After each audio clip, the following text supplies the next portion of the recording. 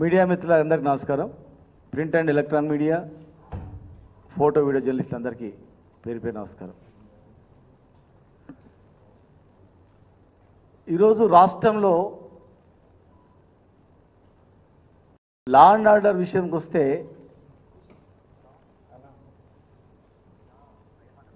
ప్రజలు భయపడే పరిస్థితులు అనిపిస్తూ ఉంది. ఒకప్పుడు హైదరాబాద్ అంటేనే ఒక సేఫ్. ఆంధ్రప్రదేశ్ ప్రభుత్వంలోనేమో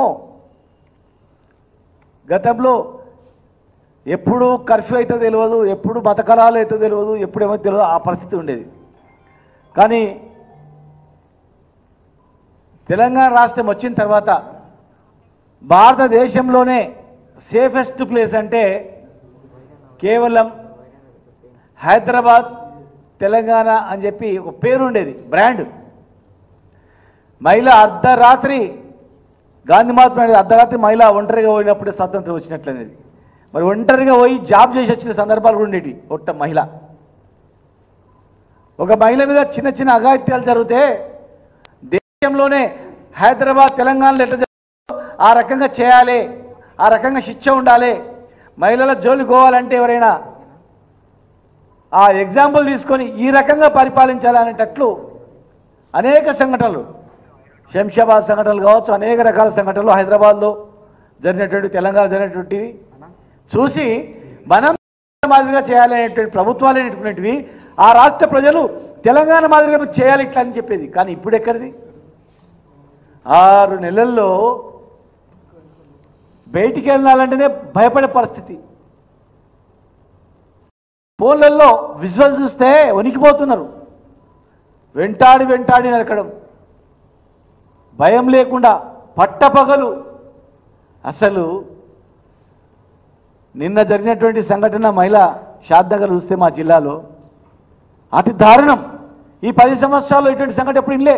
ఈ 10 సంవత్సరాల్లో ఇలాంటివి ఎక్కడ కూడా వినలే. అంటే జనరల్గా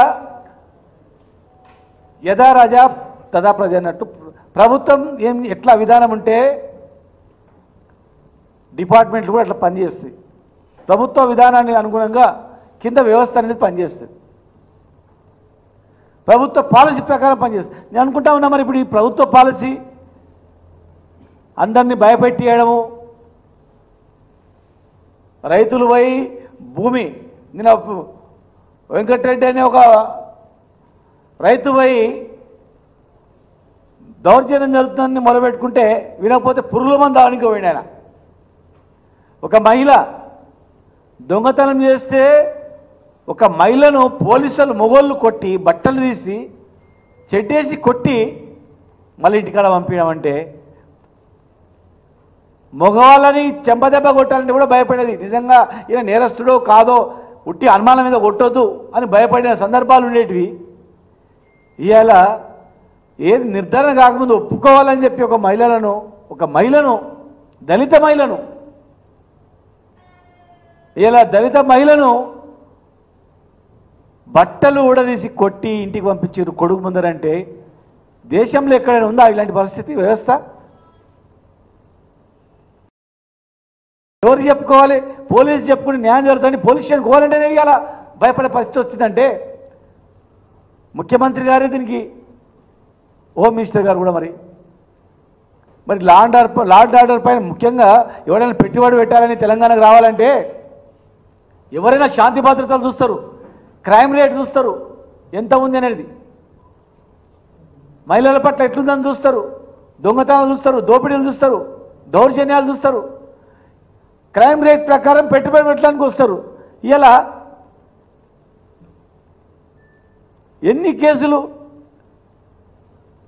దాదాపు 2,13,000 కేసులు నమోదైనాయంట.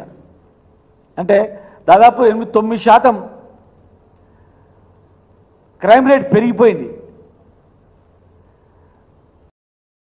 దొంగతనం కేసును ఒప్పుకోవాలని 3rd డిగ్రీ పెట్టి కొడతారు. దౌర్జన్యంగా ఈ కేసును ఒప్పుకోవాలని బెదిరిస్తారు. ఎటు చూసినా గాంజా, మాదక ద్రవ్యాలు, మహిళల పట్ల దౌర్జన్యాలు, ఆర్టీసీ బస్సులో రేపు, చిన్నపిల్లల పట్ల హత్యలు, కిడ్నాప్లు, ప్రేమకు ఒప్పుకోలేని మహిళను హత్య చేయడం, తండ్రిని హత్య చేయడం, వధువరుడు వాళ్ళ కుటుంబీకులు వాళ్ళ మీద దాడి చేయడం, హత్యలు, మానభంగాలు, దోపిడీలు, గాంజాలు, చివరకు బిచ్చగాడిని కూడా హత్య చేయడం జరిగింది. అంటే బిచ్చగాళ్ళు కూడా బయట తిరగాలంటే రాత్రిపూట భయపడి బతికే పరిస్థితి వచ్చింది. అసలైన తొలి వెలుగు. ఫాలో వాట్సాప్ @తొలి వెలుగు official.